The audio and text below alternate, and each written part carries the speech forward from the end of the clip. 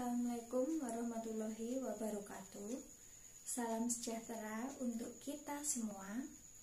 Selamat pagi anak-anakku sekalian. Pertama, saya selaku wali kelas 5 ingin mengucapkan selamat datang di kelas 5 ini. Selamat belajar dan semangat menempuh perjalanan selama kurang lebih 1 tahun bersama dengan saya, wali kelas 5 SD Negeri Raudhoni 2. Dalam 1 tahun nanti, di kelas 5 ini kita akan mempelajari 9 tema yang terbagi ke dalam 2 semester, yakni di semester 1 kita akan mempelajari 5 tema dan sisanya 4 tema akan kita pelajari di semester 2. Nah, tema pertama yang akan kita pelajari hari ini berjudul organ gerak manusia dan hewan. Berikut akan Ibu paparkan ke dalam PowerPoint yang sudah Ibu buat. Sambil Ibu guru memaparkan, silahkan anak-anak buka buku siswa yang kemarin sudah Bu guru bagikan. Pada pembelajaran hari ini, kita akan belajar tema 1 yang berjudul organ gerak manusia dan hewan. Subtema 1, organ gerak hewan, pembelajaran 1.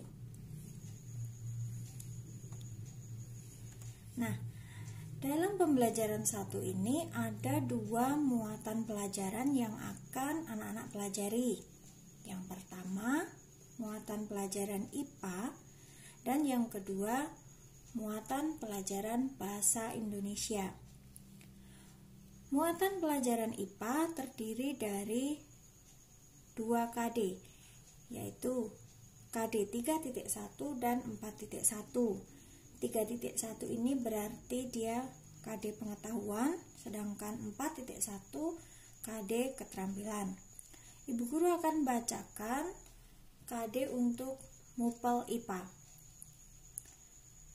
KD untuk MUPEL IPA yang pertama yaitu 3.1 menjelaskan alat gerak dan fungsinya pada hewan dan manusia serta cara memelihara kesehatan alat gerak manusia. KD 4.1 membuat model sederhana alat gerak manusia dan hewan. Untuk MUPEL bahasa Indonesia, KD 3.1 menentukan pokok pikiran dalam teks, lisan, dan tulis.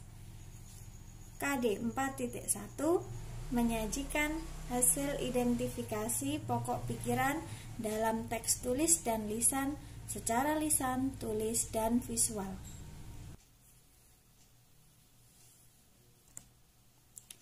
Nah, pada buku siswa yang sudah anak-anak pegang, anak-anak bisa buka dan anak-anak bisa lihat ada sebuah gambar diikuti dengan percakapan dalam balon-balon percakapan. Pada gambar tersebut bisa kita lihat Pak Rudi dan juga Edo sedang melihat-lihat kandang kelinci. Nah, anak-anak bisa baca sendiri pada buku siswa yang sudah kalian pegang masing-masing. Kita lanjut ya. Nah, dalam pembelajaran 1 ini nanti anak-anak akan temukan teks bacaan berjudul organ gerak manusia dan hewan yang ada pada buku siswa pada halaman 3. Nah, sekarang Ibu guru minta anak-anak agar bisa membaca teks tersebut, kemudian memahaminya. Akan Ibu guru beri waktu sekitar 5 menit. Mulai dari sekarang. Silakan. Nah, setelah anak-anak membaca bacaan teks tadi, informasi apa yang kira-kira bisa kita peroleh? Ini Bu guru sudah merangkumnya menjadi beberapa bagian yang penting yang bisa kita pelajari dari teks tersebut. Yang pertama, salah satu ciri dari makhluk hidup adalah bergerak. Bergerak di sini artinya berpindah tempat atau berpindah posisi dari posisi semula. Yang kedua, gerak pada manusia dan hewan itu menggunakan organ gerak yang tersusun ke dalam sistem gerak yang terdiri atas dua macam, yaitu alat gerak aktif dan alat gerak pasif.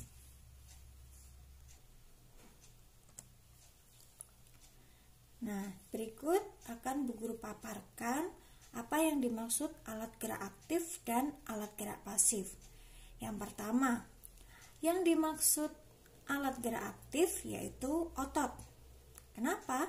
Karena otot disebut sebagai alat gerak aktif itu karena otot memiliki suatu senyawa kimia yang membuatnya dapat bergerak.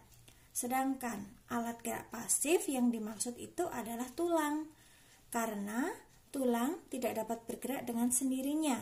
Tulang memerlukan otot untuk menggerakkan suatu organ gerak. Paham anak-anak? Selanjutnya, jika kita amati teks organ gerak manusia dan hewan terdiri atas beberapa paragraf. Tahukah anak-anak paragraf itu apa? Paragraf itu yang setiap alinea ada yang menjorok, itu dinamakan paragraf. Nah, dalam setiap paragraf pasti terdapat suatu ide pokok. Sekarang Bu Guru ingin bertanya, apa itu ide pokok? Oke, mari kita simak paparannya. Ide pokok adalah gagasan yang menjadi dasar sebuah paragraf. Ide pokok disajikan ke dalam bentuk kalimat utama. Nah, kalimat utama yang memuat ide pokok ini bisa berada di awal paragraf letaknya, di tengah paragraf, ataupun di akhir paragraf.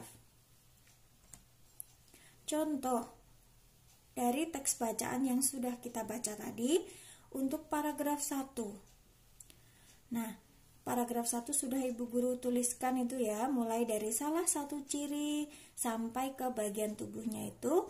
Jika kita simak, yang menjadi ide pokok dari paragraf 1 ini adalah salah satu ciri dari makhluk hidup adalah bergerak. Sedangkan sisanya mulai dari kata secara umum sampai akhir kalimat dalam paragraf tersebut merupakan kalimat pengembang atau kalimat penjelas yang berfungsi untuk menjelaskan ide pokok tadi.